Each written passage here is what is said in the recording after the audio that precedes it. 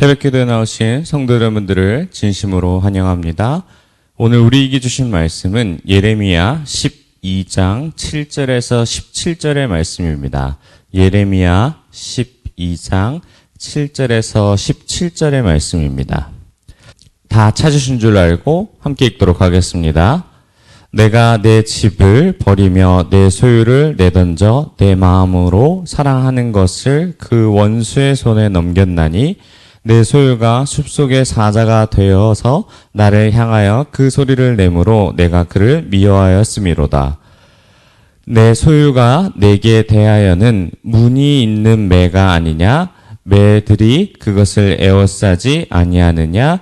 너희는 가서 들짐승들을 모아다가 그것을 삼키게 하라.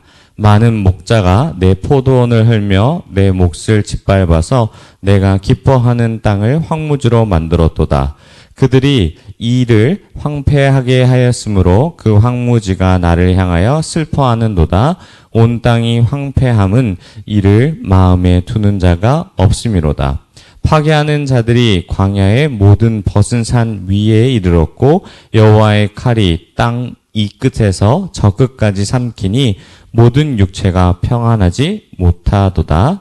무리가 밀을 심어도 가시를 거두며 수고하여도 소득이 없은즉 그 소산으로 말미암아 스스로 수치를 당하리니 이는 여호와의 분노로 말미암음이니라. 내가 내 백성 이스라엘에게 기업으로 준 소유의 손을 대는 나의 모든 악한 이웃에 대하여 여호와께서 이와 같이 말씀하시니라. 보라, 내가 그들을 그 땅에서 뽑아버리겠고 유다 집을 그들 가운데서 뽑아내리라. 내가 그들을 뽑아낸 후에 내가 돌이켜 그들을 불쌍히 여겨서 각 사람을 그들의 기업으로 각 사람을 그 땅으로 다시 인도하리니 그들이 내 백성의 도를 부지런히 배우며 살아있는 여호와라는 내 이름으로 맹세하기를 자기들이 내 백성을 가르쳐 바알로 맹세하게 한 것 같이 하면 그들이 내 백성 가운데에 세움을 입으려니와 그들이 순종하지 아니하면 내가 반드시 그 나라를 뽑아 멸하리라. 여호와의 말씀이니라. 아멘. 내 백성이란 제목으로 하나님의 은혜를 함께 나누도록 하겠습니다. 초등학교 시절 사람에게 있어서 기본적으로 갖춰야 할 기본이 의식주라는 사실을 배웁니다. 우리가 잘 알고 있는 대로 의는 입을 옷, 식은 먹을 것, 그리고 마지막 주는 집을 의미합니다. 사람에게 있어서 이 세 가지가 기본적으로 갖춰져야 할 항목인데 우리가 먹는 것이나 입는 것은 아무 데서나 할 수 있지만 집은 그렇지 않습니다. 이스라엘은 이 집에 관해서는 매우 민감하게 반응합니다. 왜냐하면 가나안 땅이 자신의 고향인데 이를 타국에 빼앗긴 것마저 모자라 자신의 집의 근간인 기둥 곧 성전이 무너졌기 때문에 이를 더욱더 민감하게 반응합니다. 지금도 이스라엘은 이 부분에 관해서 엄청나게 민감하게 반응하며 끊임없이 이 땅을 회복하기 위한 전쟁들을 시도하고 있습니다. 그런데 이 이스라엘에게 있어서 집을 세우기 이전에 먼저 중요한 것은 바로 성전을 세우는 것입니다. 이 자신의 집의 기둥인 성전부터 세워져야 하는데 하나님은 이스라엘을 다시 세우기 위해 오히려 자신의 집인 성전을 부수십니다. 7절 말씀을 보면 내가 내 집의 소유를 던져버리겠다고 말씀하십니다.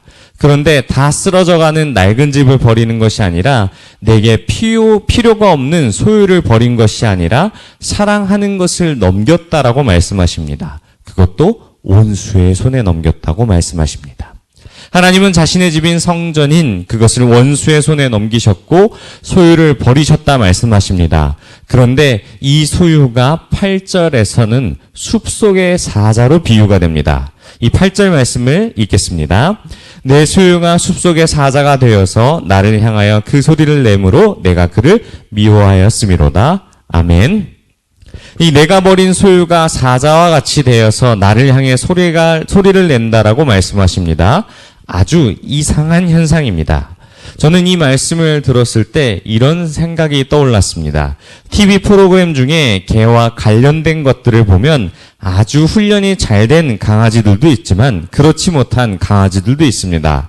간식을 줄 때는 꼬리를 막 흔들다가 도리어 그 간식을 뺏어버리면 주인에게 의존됩니다. 개에게 있어서 현재 가장 중요한 것은 내 눈앞에 주인이 주는 간식이 아니라 주인 그 자체가 매우 중요한 것이기 때문입니다. 근데 이처럼 이스라엘 백성은 숲속의 사자가 되어서 오히려 주인인 하나님을 공격하라는 모습으로 비춰집니다. 주님은 이런 이율배반적인 이스라엘 모습을 미워하신다라고 말씀하십니다. 또 구절을 보면 자신을 보호해주던 하나님을 배반한 이스라엘을 더 이상 보호해주지 않자 들짐승들에게 넘김받은 모습들이 비춰집니다. 또 많은 목자들이 와서 포도원을 헐고 몫을 짓밟아서 내 기뻐하는 땅을 황무지로 만드실 것을 말씀하십니다. 그리고 이 황폐한 땅을 보게 되었을 때 수많은 사람들이 그 땅을 군침 흘리며 그 땅을 가지려고 하는 것이 아니라 마음에 두지 않을 것을 이야기하십니다. 결국 바벨론의 침입으로 인하여서 온 나라는 황폐하게 되었으며 하나님의 칼을 피해 도망친다 한들 피할 수 있겠습니까? 결국 이 모든 일을 감내할 수밖에 없습니다. 또 황폐하게 된 땅에 씨를 뿌린다 한들 어떻게 되겠습니까? 아무리 노력해도 결실을 얻을 수 없다라는 것을 말씀하십니다. 하나님이 없는 곳은 황폐하게 될 것이며 소득이 없는 상황들이 반복되면 결국은 이스라엘 백성들은 빈곤에 그리고 가뭄 가운데 그리고 굶주림 가운데 계속 반복될 것입니다. 이스라엘 백성에게 가나안 땅은 축복의 땅이며 배고픔이 없는 땅이었지만 지금은 저주를 받아 황무지가 되었고 열매가 맺질 않는 땅이 되었습니다. 이 모든 이 결과의 원인은 무엇일까요? 바로 죄, 곧 하나님을 떠난 우상 숭배로 인한 결과입니다. 그렇다면 이 무너진 집을 다시 세우려면 어떻게 해야 할까요? 이스라엘 백성들은 하나님의 말씀을 선지자를 통해 듣고 죄를 깨달아가 주님이 다시 성전에 거하시길 기도해야 합니다. 사랑하는 성도 여러분, 우리는 말씀을 다 읽고 그 말씀의 결과를 미리 알고 있습니다. 하지만 우리가 이 말씀을 들었던 시기의 백성으로 돌아가 만약 이 선지자를 통해서 하나님의 말씀이 끊어진다면 그 마음은 어떻겠습니까? 더 이상 우리는 아무것도 할 수 없고 절망만 있을 그런 상황 가운데 두려움으로써 가득 찼을 것입니다. 그런데 말씀을 봤을 때에 우리가 한 가지 희망할 수 있는 것은 하나님이 아직도 이스라엘을 향하여서 내 백성으로 부르신다라고는 사실입니다. 이스라엘 백성들이 자신의 죄를 깨우치고 돌이켜 그 주님을 다시 찾을 때를 하나님은 기다리고 계시고 그렇지 아니하실지라도 먼저 주님께서 돌아와 이스라엘을 불쌍히 여길 것이라는 사실을 우리는 알기 때문에 우리는 이를 믿고 신뢰함으로 나아갈 수 있는 것입니다. 사랑하는 성도 여러분, 우리 하나님은 일일비하지 않으시고 속이 좁으신 분이 아니십니다. 인내의 하나님이며 신실하신 하나님이십니다. 그 어떤 경우에도 자신의 하신 그 약속을 어기지 않고 인격적으로 대하시며 끝까지 자신을 사랑하시기로 작정하신 그분의 의지를 보았을 때 우리는 그저 감사할 것밖에 없습니다.